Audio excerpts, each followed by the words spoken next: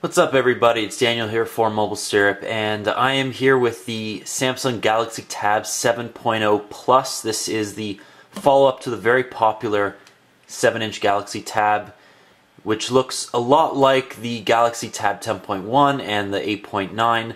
It's hard to see in context here, but I guess that's my hand. That's a 7-inch tablet.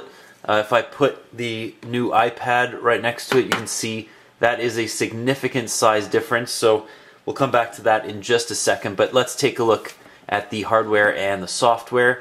As I said, this is a 7-inch 1024 by 600 resolution TFT display. Nothing special here, no Super AMOLED plus HD plus 4.0 plus awesomeness, just regular TFT. Not bad. You can see the while the resolution's not great, viewing angles are quite good actually. Really good for it's a regular non-Super LCD TFT. Brightness is really good. You can see the maximum brightness is on right now. It's quite high. Everything else seems to be running pretty smoothly. Let's take a quick look. On the left side you have the micro SD card slot, comes out just like that. A little bit loose. I don't like the clip here. I think it's going to break after a couple times. Turning to the bottom, we have the proprietary Samsung charging port. Looks very much like the iPad charging port. We have a microphone at the bottom and stereo speakers.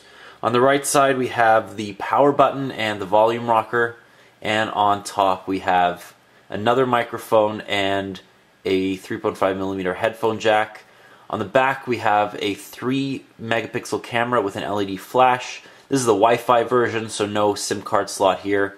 We also have a power button, sorry, not a power button, I meant a 2 megapixel front facing camera on top there. So this unfortunately does not have the telephony technology capabilities in here, as did the Galaxy Tab.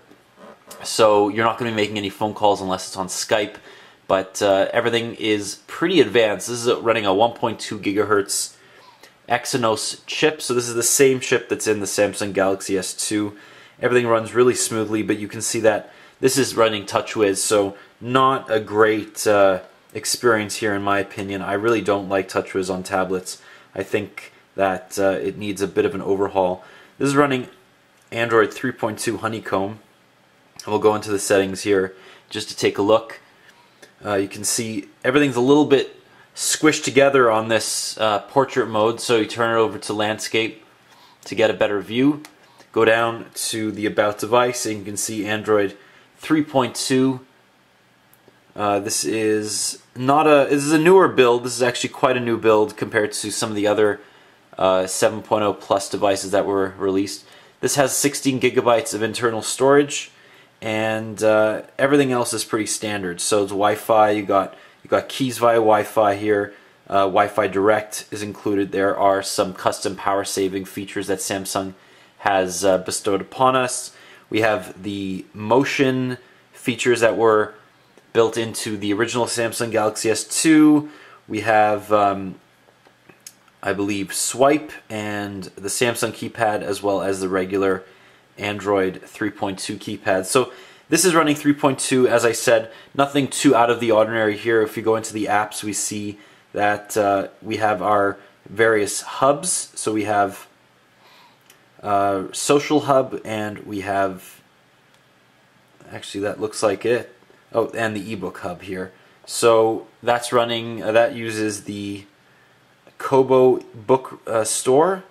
And the Social Hub is just a melange of different social media feeds. We have Pen Memo here, which is weird because we don't actually have S Pen support. If we open up the little Pen Memo widget as well, you can see that you can have 2 memo pads on top of each other. No S Pen support, unfortunately, here, but you know, this works pretty well for what it is. Play Store is included here. We don't have Wi-Fi settings right now. And this is the Social Hub, where you can consolidate all of your emails, your contacts, and your schedules, as well as your various social media settings. We have our nice looking weather hub here, and everything else is kind of standard. So you can see stutters a little bit despite the fact that there's an Exynos processor in here, more than enough power to support the smaller screen, but for some reason this is just not a optimized software for the hardware. You can see that if I open up Google Play Books, I can read in both portrait and landscape very easily. Looks great. All of the Honeycomb optimized apps look and run really nicely on here. Performance is overall quite good.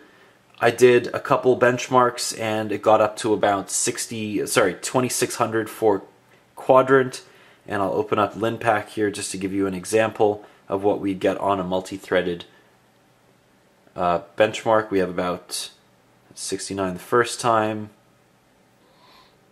65. So this is pretty standard for what you would expect on a Samsung Galaxy S2 and the Exynos 4210 chipset. Still has one of the fastest GPUs on the market here, and not a lot to complain about for $349. The screen could be better. The resolution definitely could be higher. I'm very disappointed after using the new iPad. The resolution just does not add up, unfortunately, but you are getting quite a decent piece of hardware here, although the software is just falling way behind. I hate using Honeycomb now that Ice Cream Sandwich has been released for tablets. The interface here for the camera is pretty slow. You can see if I want to take a photo of the iPad, it takes a second to focus and another second to take the shot. So you're not going to be taking any quick fast shots here, but it'll do in a pinch. Front-facing cameras fares a little bit better, 2 megapixels. Looks great for Google Talk, Skype, and all your other vanity accessory type utilities. Just wanted to kind of point out the fact that if the app that you're using is not optimized for a tablet, it still looks better on here than it would on a 10-inch tablet due to the fact that 7 inches is a little bit thinner, a little bit narrower than a bigger tablet, and therefore apps just adapt and adjust themselves better to this form factor. This is a great one-handed e-reader. I think this is one of the nicest e-reader alternatives on the market.